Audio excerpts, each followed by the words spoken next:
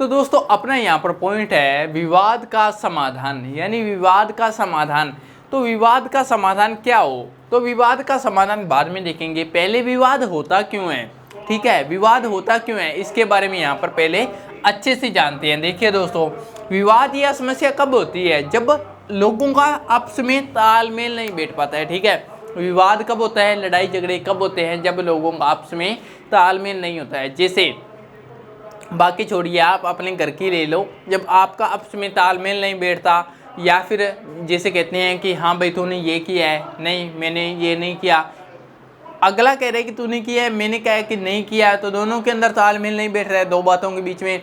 तब क्या होता है, दोनों के बीच में यहाँ पर एक हाँ और एक ना का टकराव होता है। तो क्या होता है, यहाँ पर लड़ाई झगड़े होते हैं, समस्या आती है। वैसे यहाँ पर है विवाद या समस्या क्यों होती है, चाहे वो कंट्री हो, घर हो, देश हो, फ्रेंड हो, कोई भी चीज़ हो, सभी के अंदर क्या होता है, जब आपस में तालमेल नहीं बैठता है तो क्या होता है, यहाँ पर विवाद उत्पन्न होता है। ठीक है दोस्तों, देखिए लोगों में तालमेल नहीं बन पाता। लोगों में तालमेल क्यों नहीं बन पाता, क्योंकि कोई अलग अलग संस्कृतियों से आए होते हैं, कोई अलग अलग धर्मों से होते हैं, कोई अलग अलग क्षेत्रों से होते हैं, तो किसी की आर्थिक पृष्ठभूमि अलग होती है। ठीक है, अलग अलग संस्कृतियों, अलग अलग धर्मों, अलग अलग क्षेत्रों, अलग अलग आर्थिक पृष्ठभूमियों से जो लोग आते हैं उनका आपस में तालमेल नहीं बैठता है। इसके कारण क्या होता है, यहाँ पर लड़ाई झगड़े, विवाद, समस्या ये सब उत्पन्न होते हैं। मान लो दो अलग अलग संस्कृतियों से या दो अलग अलग धर्मों से हिंदू और मुस्लिम के लोग आ गए, तो हिंदू एक है और एक मुस्लिम एक है, तो दोनों का आपस में तालमेल नहीं बैठेगा तो विवाद हो जाएगा। अगर तालमेल बैठ गया तो विवाद नहीं होगा, फ्रेंड बन जाएंगे। ठीक है दोस्तों, तो ये समस्या होती है जब तालमेल नहीं बैठता है, तो विवाद या समस्या का यहाँ पर विवाद या समस्या उत्पन्न होती है। फिर देखिए दोस्तों, लोग क्या करते हैं, समस्या का समाधान क्या होता है, सॉल्यूशन इसका क्या हो सकता है, दो ही हो सकता है, या तो हिंसा कर कर उसको सफाया कर दो, ठीक है, या तो ये समाधान हो सकता है, या फिर अहिंसा के द्वारा उसको यहाँ पर गले लगा लो, उसे माफ़ी मांग लो, दोनों अपनी अपनी गलतियाँ स्वीकार कर लो, ये हो सकता है दोनों। ठीक है, यही दोनों दो ऑप्शन है। या फिर न्यायालय के पास में चले जाओ तो वो आपका न्याय कर देगा। तो बात ये यहाँ पर है, ज़्यादातर लोग क्या करते हैं, विवाद को समाप्त करने के लिए क्या करते हैं, हिंसा का प्रयोग करते हैं। ठीक है, अब मान लो जैसे कि विवाद हुआ, अब दो बंदों का टकराव हुआ है। अब मान लो कि जैसे आप हो, आप दोस्त हो, आपके दोस्त के साथ में आपका झगड़ा हो गया है, तो आप क्या करोगे, आपके दोस्त के साथ में आपका झगड़ा बहुत ही तगड़े वाला हुआ है, ठीक है, दोनों के बीच में झगड़ा हो गया। अब विवाद को समाप्त करने के लिए आप क्या करोगे, उसको अगर आप में ताकत हुई तो आप उसको मारोगे। ऐसा तो है नहीं भी हाँ प्रणाम करोगे उसके सामने जाकर, भी भाई मेरे से गलती हो गई, तुम तेरी गलती स्वीकार कर, मैं मेरी करता हूँ, तो अपने विवाद को यहाँ पर सुलझा लेते हैं। ऐसा तो होगा नहीं। ठीक है, तो आप अगर ताकतवर हुए तो सीधा जाकर उसकी चांटा मारोगे, और वो बाप बेचारा कमज़ोर हुआ तो वो क्या करेगा, एक्सेप्ट कर लेगा भी है तो है, अब क्या कर भी क्या सकता हूँ, अगर आपकी भी गलती होगी तो भी वो चुप बैठा रहेगा।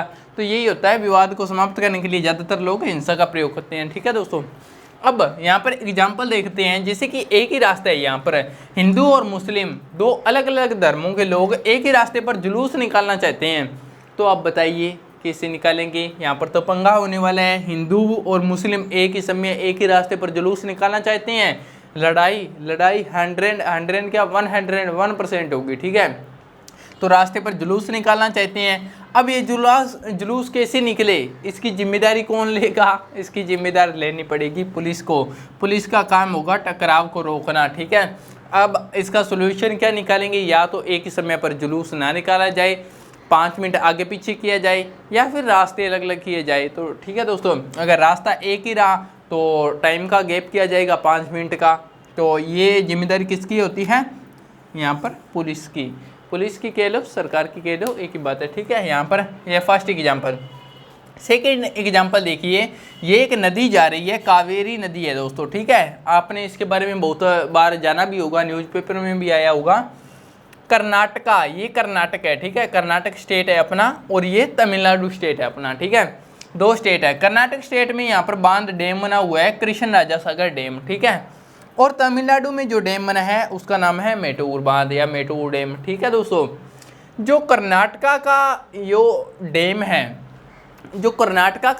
है, अब मान लो ये कर्नाटक का डैम हो गया। ठीक है, कृष्ण राजा सागर डैम है, ये नदी के ऊपरी सिरे पर है, ऊपरी, ठीक है, ऊपरी भाग पर है। और जो तमिलनाडु का ये मेटूर बांध है ये निचले सिरे पर है, ये निचले सिरे पर है, ये ऊपरले सिरे पर है। तो पानी किस में पहले आएगा, इस वाले में, और बाद में किस में जाएगा, इसमें। ठीक है, तो पानी ऐसे आता है ना ऊपर से नीचे। तो अब ये कर्नाटका का ये कौन सा है, ये कृष्णराजा सागर, और ये तमिलनाडु का मेटूर बांध। अब दोनों के अंदर पानी का यहाँ पर झगड़ा चला रहता है, विवाद बना रहता है दोनों के अंदर। क्यों? क्योंकि इसको भी पानी की बहुत आवश्यकता होती है, इसको पानी की आवश्यकता होती है, तो ये पानी को बंद कर लेता है। यानी कर्नाटक वाले लोग क्या करते हैं, पानी को बंद कर लेते हैं। ठीक है, नीचे जाने ही नहीं देते जब तक उसके डैम फुल ना हो जाए, और जब तक उसके डैम फुल ना होंगे तब तक पानी नहीं जाएगा। और नीचे वाले जो मेटूर बांध वाले यानी तमिलनाडु के जो लोग हैं तब तक वो तो भूखे मर जाएंगे, उनकी फसलें सूख जाएगी। तो दोनों के बीच में आपस में लड़ाई झगड़ा चलता रहता है दोनों को लेकर। अब इसका क्या सोल्यूशन किया जाए, देखिए दोस्तों, दोनों का यूज क्या है।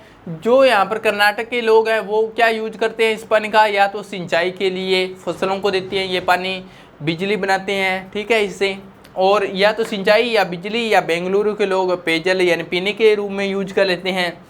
और जो तमिलनाडु के लोग हैं यहाँ पर डेल्टा क्षेत्र वाली ज़मीन पाई जाती है। डेल्टा क्षेत्र किसे कहते हैं, जो नदी के साथ में जो मिट्टी आ जाती है, जो मिट्टी नदियों के द्वारा बिछा दी जाती है, ठीक है, वहाँ पर जो कृषि होती है उसे कहते हैं डेल्टा क्षेत्र।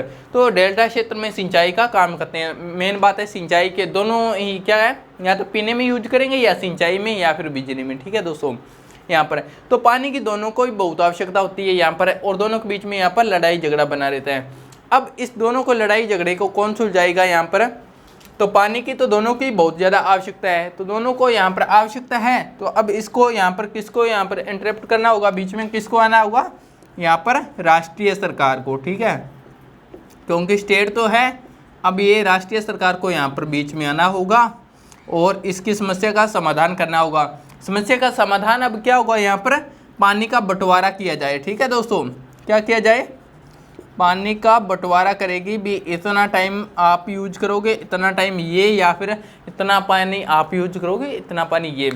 तो विवाद का समाधान आपने देखा कि विवाद आता क्यों है यहाँ पर, जब लोगों के बीच में तालमेल नहीं बैठता। तालमेल चाहे संस्कृतियों का हो सकता है, धर्मों से हो सकता है, क्षेत्रों से हो सकता है, या आर्थिक पृष्ठभूमि से अलग अलग, जब इन अलग अलग बैकग्राउंड से लोग आते हैं तो उनके बीच में जब लोगों के बीच में तालमेल नहीं बैठता है तो विवाद होता है। विवाद को सुलझाने के लिए ज़्यादातर लोग हिंसा का प्रयोग करते हैं। दो एग्जाम्पल है, एक ही रास्ते पर जुलूस निकालना है हिंदू और मुस्लिम का, तो यहाँ पर टकराव होगा, तो टकराव को रोकने के लिए पुलिस यहाँ पर होगी। दूसरा एग्जाम्पल है यहाँ पर कर्नाटका और तमिलनाडु के जो डैम हैं, तो दोनों डैम के अंदर यहाँ पर विवाद बना रहता है, और विवाद को सुलझाने के लिए राष्ट्रीय सरकार क्या करेगी, पानी का बंटवारा करेगी। तो ये अपना टॉपिक कंप्लीट होता है। नेक्स्ट टॉपिक पर अब चलते हैं।